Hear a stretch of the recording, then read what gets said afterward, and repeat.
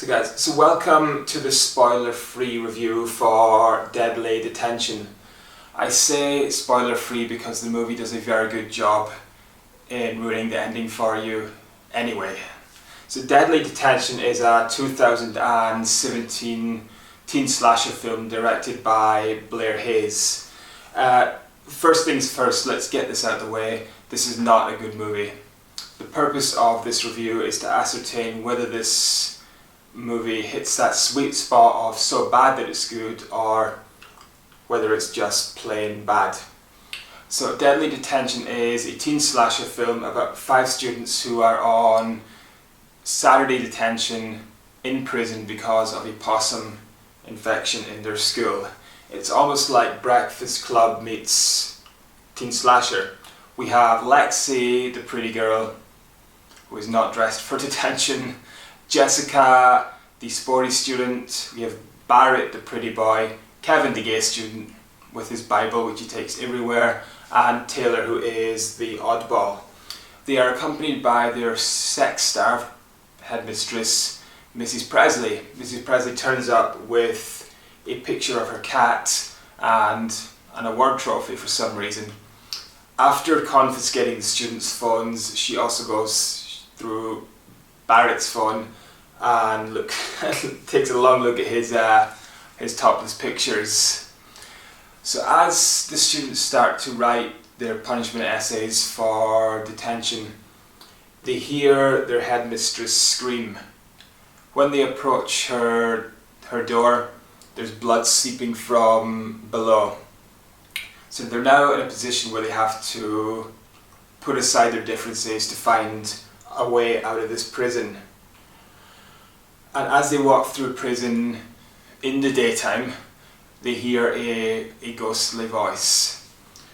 So after one really bad false jump scare, they find headmistress Presley dead.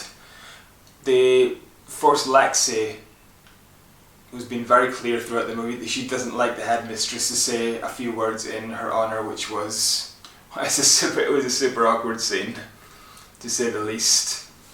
As the students continue through the prison, they are picked off one by one.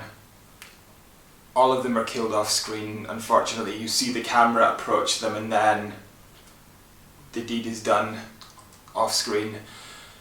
The dialogue in this film is quite juvenile.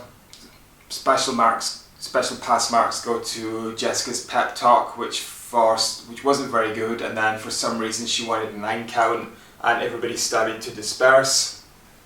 It's difficult to really bond with any of the characters, and there isn't, as I said, people are killed off screen, so there isn't even any carnage candy. If you have really bad characters, if you have really bad dialogue, but you have good kills, that would save your slasher movie. Deadly Detention doesn't even have that.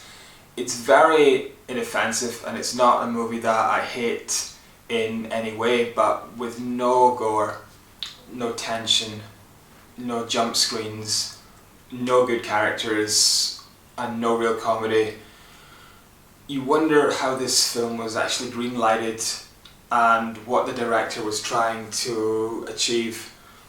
I will assume that the budget was quite low, and if that's the case, you have to credit the director and his team for some quite good camera work. But I can't really give any reason why you should watch Deadly Detention. It's not the worst slasher movie out there, as Wrong Turn 5 still has the mantle for that, but it's a film that just leaves you with a feeling of emptiness and really just asking why. It doesn't bring anything new, it doesn't get the basics right at all. So it's 86 minutes, it's not on Netflix anymore, I had to find it on Dailymotion.